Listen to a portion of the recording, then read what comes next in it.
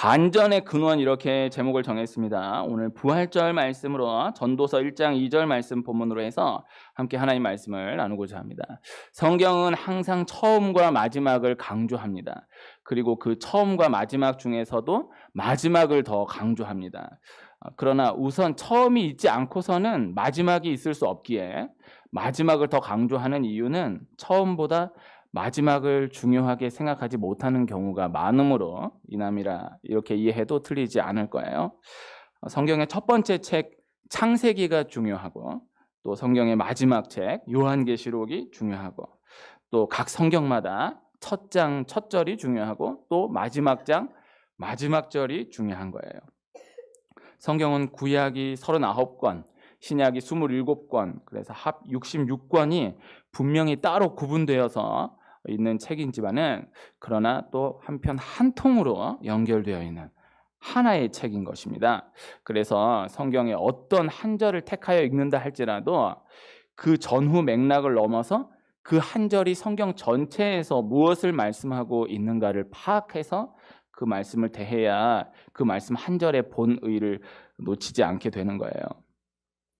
처음과 마지막을 꼭 기억해 두어야 하는 이유, 그리고 마지막을 또 꼭 중요하게 생각해야 하는 이유. 처음과 마지막이 전체를 말씀하는 것이고 또 마지막을 통해서 처음이 증거되는 구조이기 때문인 것입니다. 구약 성경의 처음은 창세기 1장 1절이에요. 태초에 하나님이 천지를 창조하시니라. 하나님의 천지 창조를 말씀하는 것이고요. 신약 성경의 처음은 마태복음 1장 1절이에요. 아브라함과 다윗의 자손 예수 그리스도의 계보라. 예수 그리스도, 예수, 구원을 말씀하는 것이죠. 그래서 구약은 창조의 책, 신약은 구원의 책, 성경은 그래서 창조와 구원의 책, 창조, 구원 이 두 가지가 기독교 주요 신학의 두 축이라 이렇게 이해할 수가 있는 것입니다. 지난 주간에 새벽에 신명기 5장 말씀을 나누면서요.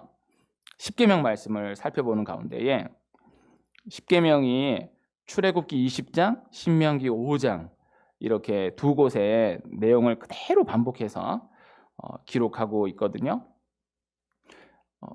출애굽기 20장에 십계명의 내용을 다 기록했으니까 신명기 5장에 가서는 그냥 그 십계명이 있었다 이렇게만 얘기해도 될 것 같은데 그대로를 복사하듯이 붙여 놓은 것처럼 그렇게 반복해서 다 말씀해요. 그런데 출애굽기 20장에서 제4계명 안식일을 말씀할 때는 하나님의 천지 창조를 근거하여서 말씀하시고 신명기 5장에서 안식일을 말씀할 때는 출애굽을 근거해서 말씀하시는 것을 볼 수 있어요. 성경 전체에서 안식일을 지키는 것이 참 중요하다라는 말씀을 참 많은 것을 근거로 해서 나눌 수 있을 것인데 출애굽기 20장의 십계명에서 창조를, 신명기 5장의 십계명에서 출애굽, 구원을 안식일을 통해서 말씀하고 있다는 것으로도 안식일이 얼마나 중요한 계명인가 그렇게도 생각해 볼 수가 있을 것입니다. 네, 오늘 말씀 처음과 마지막이 중요하다는 것을 나누고 있는 것입니다. 성경 전체의 처음은 구약 성경 전체 처음과 동일하겠죠? 구약 성경이 앞에 있으니까 구약 성경의 처음이 성경 전체의 처음이 되겠죠? 그러니까 하나님이 천지 창조고요. 그다음 성경 전체의 마지막은 신약 요한계시록 마지막 장 22장 20절에 이것들을 증언하신 이가 이르시되 내가 진실로 속히 오리라 하시거늘 아멘 주 예수여 오시옵소서. 예수님의 재림을 말씀하고 있습니다. 그래서 성경 전체로 놓고 보면은 창조가 성경 전체의 처음이고 재림이 성경 전체의 마지막이 되는 거예요. 그래서 하나님의 천지 창조, 하나님이 천지를 창조하신 것을 믿지 못하면 그 이후의 모든 말씀들을 믿을 수가 없는 것이고 또 마지막 예수님이 다시 오신다라는 것을 믿지 못하면 나 지금 예수님을 믿고 있는 삶이다 이렇게 이야기할 수가 없는 것이죠. 그렇지 않겠습니까?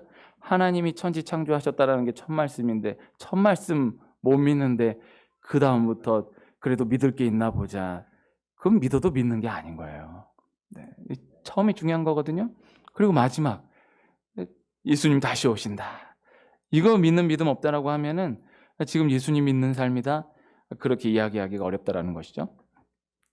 그리고 이제 다시 안으로 들어가서 이 땅에 오신 예수님을 기준으로 해서 다시 이야기한다라고 하면, 이 땅 예수님의 시작은 성령으로 잉태되어서 동정녀 마리아에게서 탄생하셨다라는 것. 그리고 이 땅 예수님의 마지막은 오늘 말씀의 주제, 예수님 부활하셨다라는 것, 다시 살아나셨다라는 것입니다. 역시 마찬가지, 예수님이 성령으로 잉태되어서 동정녀 마리아에게서 태어나셨다라는 것을 믿지 못하면 예수님의 온전한 신성과 온전한 인성, 온전한 하나님의 아들, 온전한 하나님, 그리고 이 땅 가운데에서는 사람의 아들, 온전한 사람으로서 살아가셨다라는 것, 그래서 온전한 신성, 온전한 인성을 믿지 못하게 되는 것이고, 예수님의 부활을 믿지 못하면, 오늘 말씀이에요. 예수님 부활 믿지 못하면 예수님에 대한 모든 것을 믿지 못하는 것이다. 이렇게 정리할 수가 있다는 것이죠. 어렵지 않잖아요. 성경의 시작과 마지막은 창조와 재림이다. 예수님의 이 땅 가운데에서의 시작과 마지막은 동정녀 탄생과 부활이다. 사실 한편 생각해 보면은 믿는다라고 하는 그 믿음에 초점 맞추고 놓고 보면요, 이게 제일 믿기 어려워요. 하나님이 천지 창조하셨다라는 것을 지금도 나 예수님 믿는다고 하면서도 흔들리는 사람이 많고, 세상 그것 가지고 공격하는 거고, 학교에서 다 엉뚱한 거 배우고 있는 거잖아요. 예수님 재림하신다, 예수님 다시 오신다, 그것이 가장 중요한 핵심인데, 하나님 마지막 남겨놓은 가장 귀한 약속인데 그것 함부로 건들 수 없는 거예요. 예수님 이 땅 가운데에서의 시작도 동정녀 마리아에게서 탄생하셨다. 믿어지십니까? 동정녀 마리아에게서 탄생하셨다. 성령으로 잉태되어서 탄생하셨다. 아무런 관계가 없었는데, 아무런 일이 없었는데 예수님이 여인의 몸에서 태어나셨다. 이게 핵심이에요. 그리고 예수님 부활하셨다. 다시 살아나셨다. 요 네 가지, 요 간단하지만은 정리해 두는 것이 필요할 거예요. 오늘 함께 읽은 말씀, 전도서 1장 2절 말씀을 읽었는데요, 제가 성경 첫 장 첫 절이 중요하다는 말씀을 여러 번 드린 기억이 있는데, 오늘 2절 본문으로 했어요. 1장 2절이지만은 1절은 이제 다윗의 아들 예루살렘 왕 전도자의 말씀이라 해서 전도서 저자의 소개를 말씀하고 있는 말씀이기에, 오늘 함께 읽은 2절이 전도서의 실제 내용으로서의 첫 절이다, 이렇게 생각해 볼 수가 있을 거예요. 그리고 2절이 첫 절이고, 또 역시 첫 절이 중요하다라고 말씀드린 대로 전도서 전체의 요절이 되는 거예요. 이 말씀이, 전도서 1장 2절 말씀이 전도서 전체 총 결론 첫 절인 12장 8절에 가서도 똑같이 반복되어서 등장하거든요. 제가 읽어드리면, 전도서 12장 8절, 전도자가 이르되 헛되고 헛되도다, 모든 것이 헛되도다. 뭐 똑같죠? 오늘 이 한 절, 전도서 1장 2절 말씀, 이것을 이제 오늘 부활절 본문 말씀으로 정한 건데, 교회를 그래도 좀 다니고 부활절이라도 이렇게 왔다 갔다 하면 부활절 말씀 본문으로 보기에는 조금 의아하게 생각될 수 있는 본문이긴 하지만은, 오늘 말씀의 내용과 함께 그래도 이거 기억되는 한 절이 되기를 축복하면서 전도서 1장 2절을 본문으로 정해보았습니다. 전도서는 유대인들이 지금도 새해 첫날 첫 시간에 온 가족이 함께 모여서 읽는 말씀이에요. 지금도요. 현장 가운데에서의 실제적인 시작을 말씀하는 책으로 생각할 수 있다는 거예요. 혹시 도전이 되시면 새해 첫날 첫 시간에 온 가족이 함께 모여서 전도서 읽으면 참 좋을 거예요. 전도서 12장을 어떻게 새해 첫날 다 같이 모여서 읽어? 불가능하다 그러면은 1장이라도 읽으면 좋고, 1장도 길어 그러면은 오늘 여기 읽은 2절이라도 읽고, 정말 그렇게라도 또 시작하면은 참 귀할 것입니다. 그런데 첫 내용이 이제 헛되고 헛되며 헛되고 헛되니 모든 것이 헛되도다. 이렇게 헛되다라는 말씀이 5번을 연속해서 등장하고 있는 것입니다. 이것은 사실 요 한 절로만 이제 독립해서 어떤 세상의 염세적인 관점에서 해석해야 할 말씀이 아닌 거예요. 아까 나누었던 대로 성경의 모든 말씀이 다 그러하듯이 성경 전체 안에서 이 말씀, 요 한 절 말씀이 전체 안에서 말씀하고 있는 진의, 본뜻이 무엇인가를 기억해야 한다라는 것입니다. 제가 예전에 다니던 교회에서 지금으로부터 한 20여 년 전에 제가 대학생 때 그때 교회 학생들이 저하고 비슷한 저보다 나이 좀 더 있거나 좀 더 어리거나 이런 학생들이 CCM 복음성가를 창작을 해가지고 만들어가지고 콘테스트를 찬양 콘테스트를 했던 때가 있었거든요. 그때도 대단하다고 생각했지만은 지금 생각해 보면은 정말 대단한 것 같아요. 대단하지 않습니까? 제가 다녔던 교회가 참 큰 교회이긴 했지만은 그래도 아직 대학생밖에 안 된 애들이 곡을 만들어 가지고 이제 콘테스트를 그것도 만들어 가지고 콘테스트를 참여를 몇 개가 해가지고 올라가 보지도 못하고 끝나는 애들도 많고, 네, 그랬었어요. 그때 만들어진 곡 가운데에서 이제 그 교회를 넘어서 이제 대중적으로도 유명해진 곡들이 몇 곡 있는 것으로 알아요. 그런데 이제 그때 들었던 곡 중에 이 전도서 1장 2절을 가사로 해가지고 만들어졌던 곡이 있었거든요. 근데 그때가 20여 년 전인데 저는 그때 그 곡을 처음이자 마지막으로 들었어요. 그리고 하여튼 그때 이후로 한 번도 들은 적이 없는데 그 곡의 이 대목이 20년이 훨씬 지난 지금까지도 너무나 선명하게 남아있어요. 이게 전도자가 이르되 헛되고 헛되며 헛되고 헛되니 모든 것이 헛되도다. 이걸 이제 주 가사로 쓴 거예요.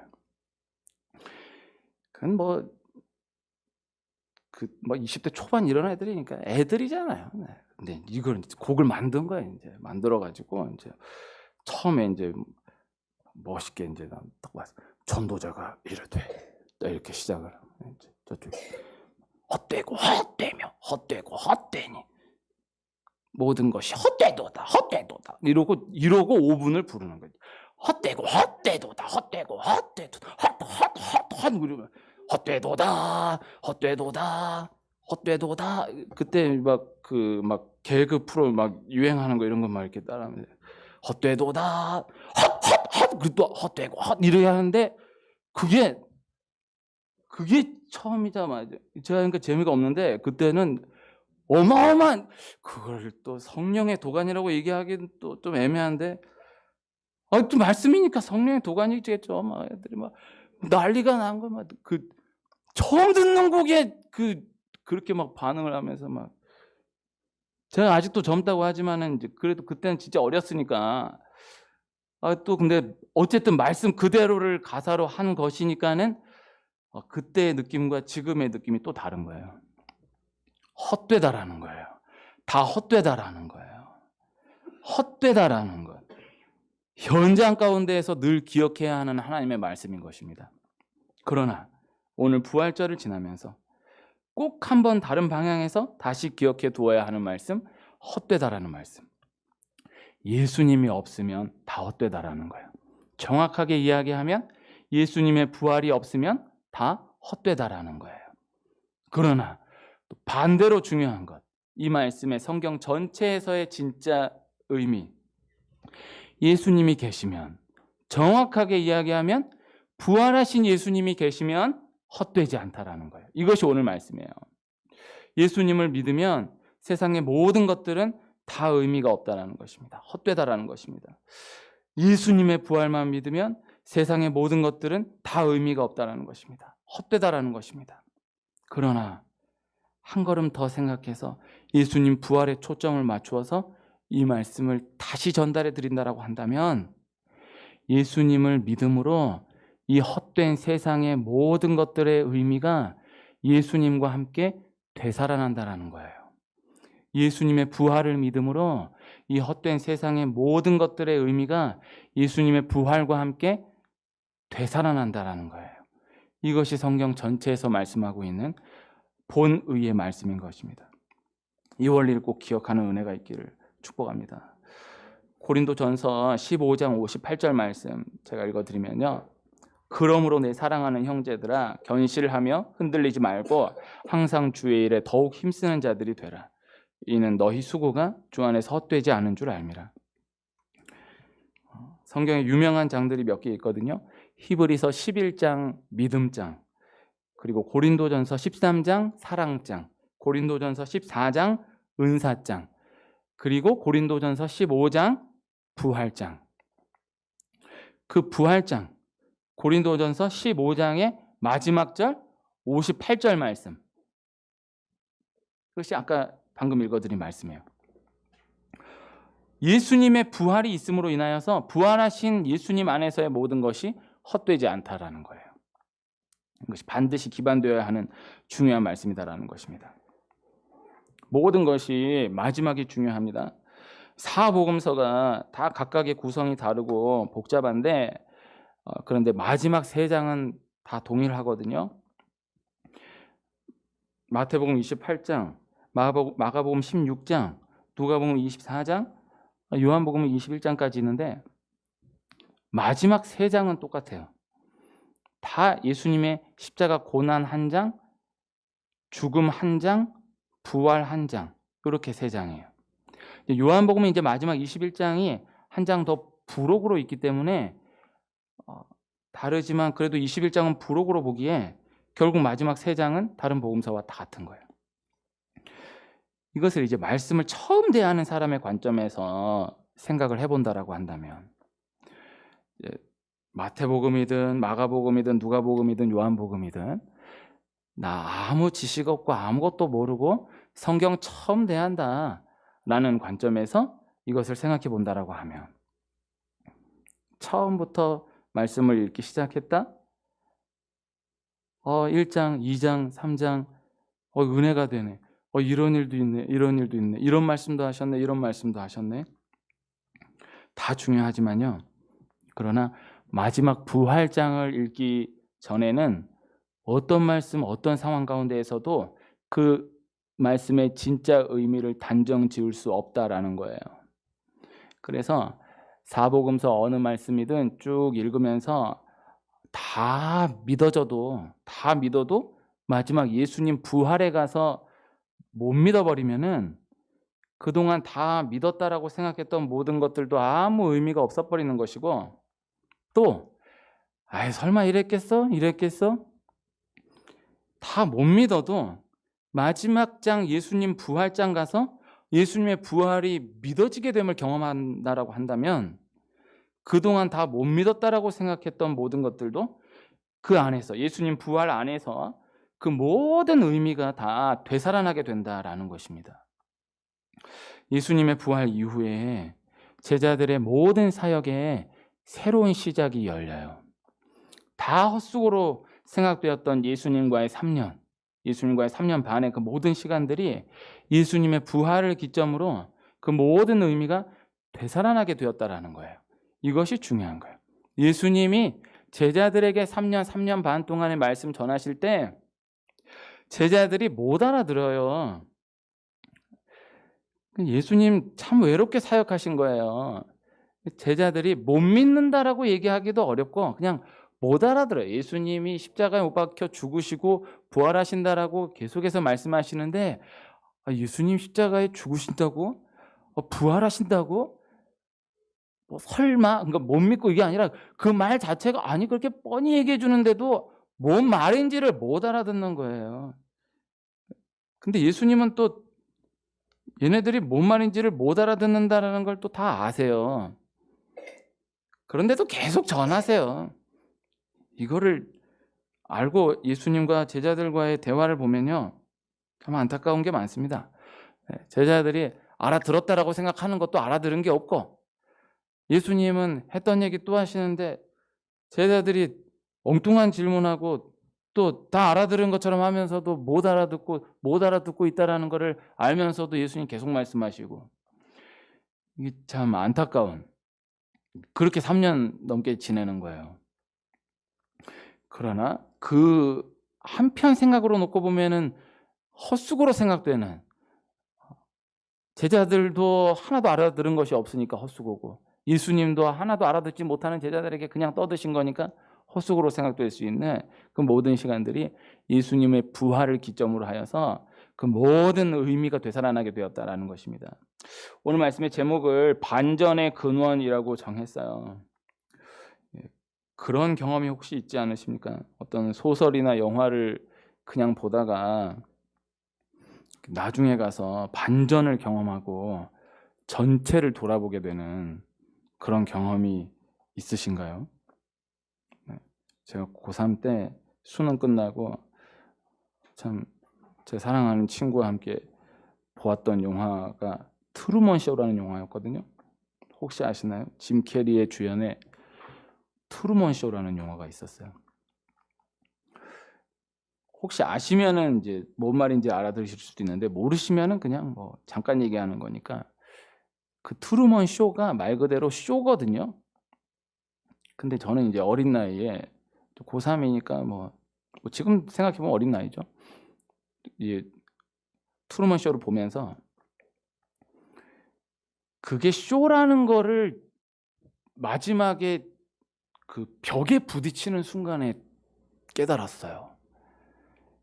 근데 아마 많은 분들은, 그때 당시에 많은 분들은 다 알고 보셨던 것 같아요. 나는 모르고 그냥 이렇게 왜 저러나, 저 주인공 왜 저러나, 저 왜 저러나, 이 사람들 왜 웃나, 이거 뭐냐 이러고 있는데 마지막에 딱 벽에 부딪히는 순간이 나오거든요. 그 순간 이게 뭐야 해서 그 순간에 그게 그래서 트루먼 쇼구나, 이거를 그때 알았거든요. 이게 그러니 혹시 영화를 아시는 분이라면은 그때 제가 얼마나 큰 충격을 받았겠어요. 어린 나이에 고3 때 너무나 큰 충격을 받았어요. 그때 이게 쇼였다. 이게 너무나 큰 충격을 받았어요. 그 시편 131편 이걸 근거로 해가지고 만들어진 작품이더라고요. 뭐 그 영화 말고도 많죠. 뭐 오만과 편견이라는 소설 영화로도 나왔고, 거기도 아주 당연히 괜찮은 사람인 줄 알았는데 알고 보니까 이게 이상한 사람이고, 처음부터 뭐 완전 나쁜 사람인 줄 알았는데 마지막까지 이 사람이 진짜 괜찮은 사람이고, 뭐 이런 거 많잖아요. 이것이 이제 소설이나 영화뿐 아니라 실제 상황, 실제 사건, 우리 관계 가운데에서도 경험하게 되는 경우가 있지 않습니까?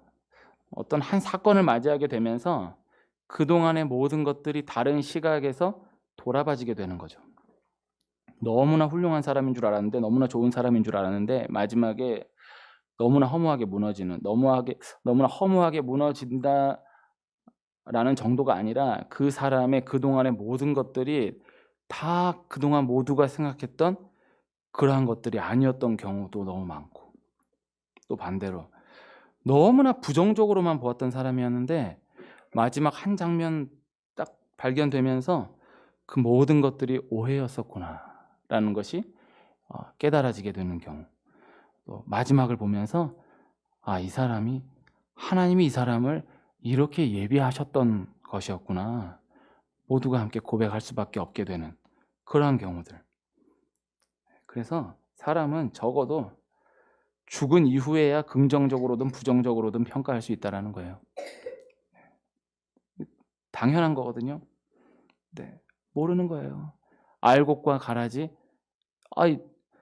뻔히 보이는데 알곡인데요, 이건 가라지인데 뽑아버릴까요?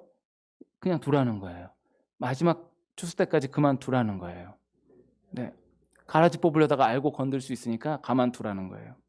그러면은 뭐 알곡이었던 애가 마지막 가서 갑자기 가라지로 나오나요? 가라지였던 애가 마지막 가서 갑자기 알곡으로 둔갑을 하나요? 아니잖아요. 원래 가라지는 가라지고 원래 알곡은 알곡인 거잖아요. 그런데 마지막 때까지, 추수 때까지는 분별이 안 된다는 거잖아요. 이미 정해져 있던 거였어요. 하나님의 계획은 이미 정해져 있던 거였어요. 몰랐던 거였어요. 이 원리를 말씀드리는 거예요. 예수님의 부활은 이 원리를 말씀하는 거예요. 예수님의 부활이라고 계속해서 이야기하고 있지만 부활이라는 개념 자체가 예수님이 아닌 다른 경우에 절대 쓰여질 수가 없는 개념이에요. 오직 예수님으로만 부활이라는 개념이 가능하기 때문인 거예요. 그러니까 꼭 다시 살아났다, 죽었다가 다시 살아났다라는 개념 아니더라도 우리가 일상 가운데 부활이라는 개념을 이렇게 저렇게 많이 사용하게 되지 않습니까? 네. 그 모든 것들의 개념 자체가 예수 그리스도의 부활을 근거해서 일어난 개념이다라는 거예요. 그래서 부활, 그러니까 예수님의 부활, 예수 그리스도의 부활이라고 얘기할 필요가 없는 거예요. 부활이라고 하는 순간 예수님의 부활인 거예요. 예수님이 아니고서는 부활이라는 개념 자체가 성립할 수 없기 때문이다라는 것이죠. 그 어떤 상황 가운데에서라도 함부로 단정 지을 수 없다라는 것입니다. 하나님이 어떤 반전을 계획하고 계신지 아무도 알 수 없기 때문인 거예요.